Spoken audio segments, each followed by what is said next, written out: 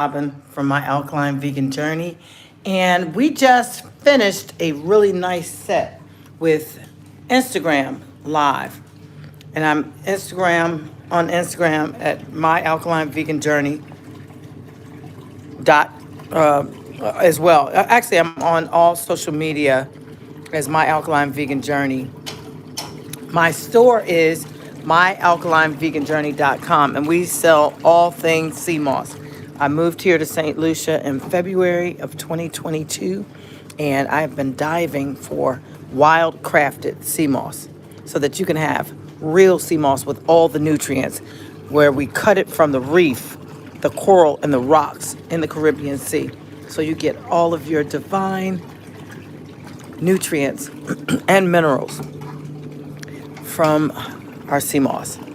Now I'm doing laundry as well, so I'm gonna head back in and set up for our cheese making.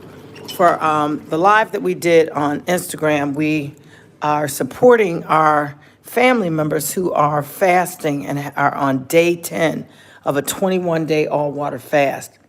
And they are doing remarkably, because these are people that had never really fasted before and are fasting now for the first time, and some of which are fasting for the first time, but some just fasted for the first time this month. Shaq is one of them. She actually started off wanting to do a 3-day fast. I'm like, you should at least do 10 days, get through the ketosis and the autophagy. So she did 10 days, and shortly thereafter, she's like, I'm going to do a 21-day fast. So she started this 21-day fast a couple Sundays ago. They go through June 12th. Sorry about that. So I'm so proud of them. So keep up the good work. And she's already in 10 days down 17 plus pounds. 17 pounds in 10 days. Yeah. Talking about wanting to lose weight and all this other stuff and naturally and keep it off. I'm telling you, that's the way you start. You fast, and then you take and do a complete life change turnaround where you maintain the weight loss by eating the right things. And we have chosen Dr. Sabi,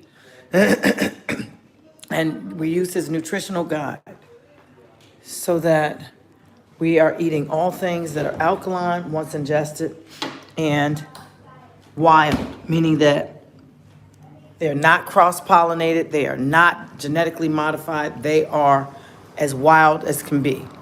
So we don't eat carrots and potatoes and broccoli and Brussels sprouts and cauliflower.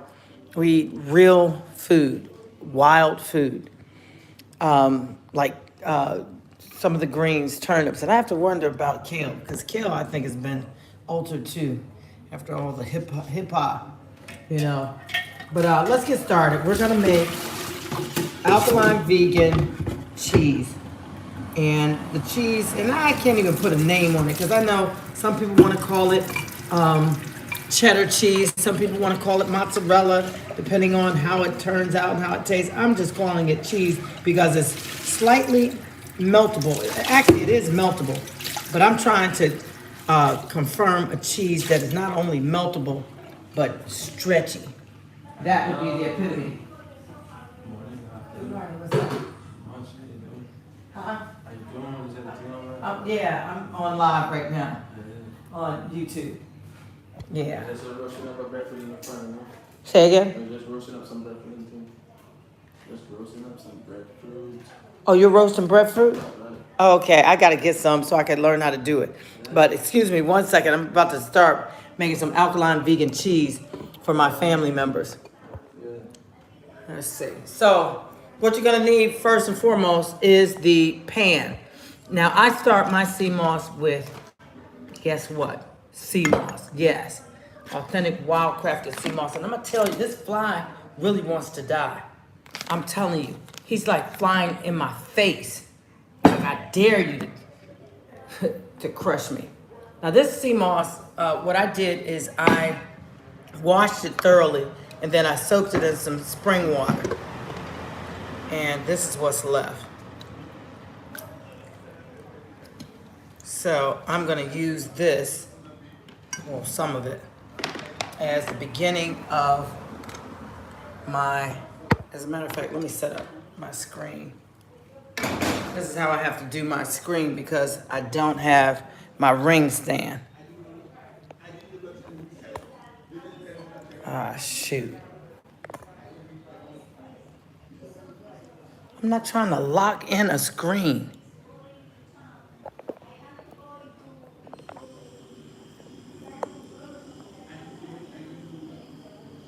This is so weird.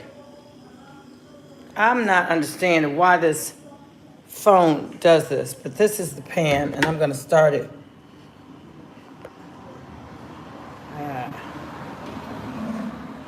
You won't be able to see everything, but that's okay. Let me get the pan started.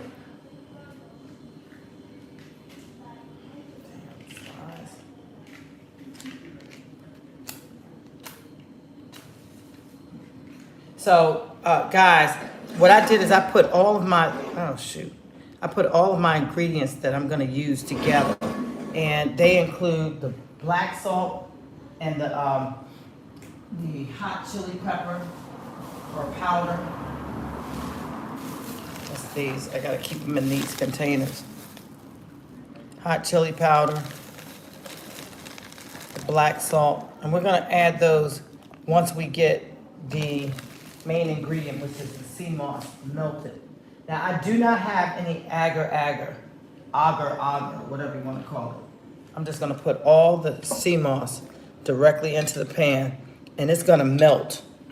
It's going to melt, and as it melts, let me wash this out. I'm going to add seasonings to it.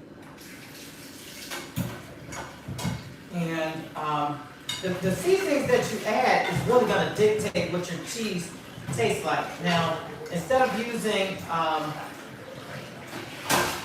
the milk like I normally do, the walnut milk, I'm using chickpea flour.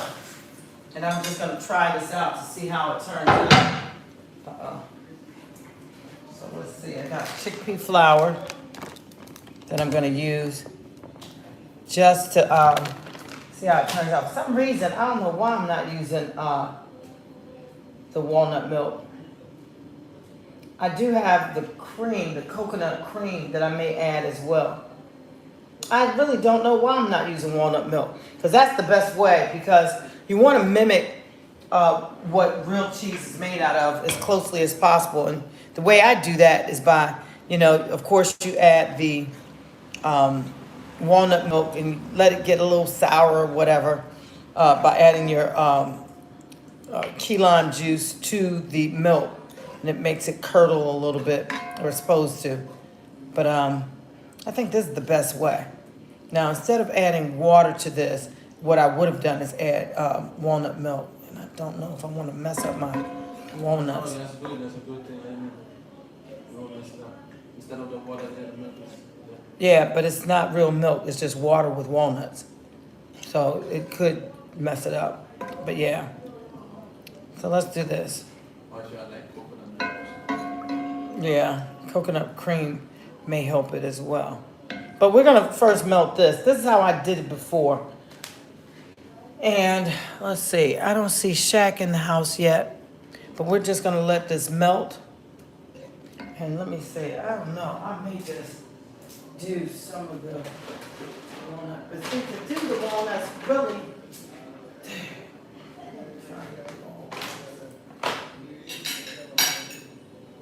as a matter of fact, guys, let's do this. Let's stop this live. We're gonna come back to this. This is the first step of making the cheese, and we're gonna be back with part 2 because I'm gonna add some new things. Some new things have just come to light that I would love to use to make this. So we're gonna come back on in an hour and make this a really nice cheese, one that should be meltable. Okay. Meltable and stretchy. So let's see if it works. I'm going to work on something, and we'll see you back during the next live.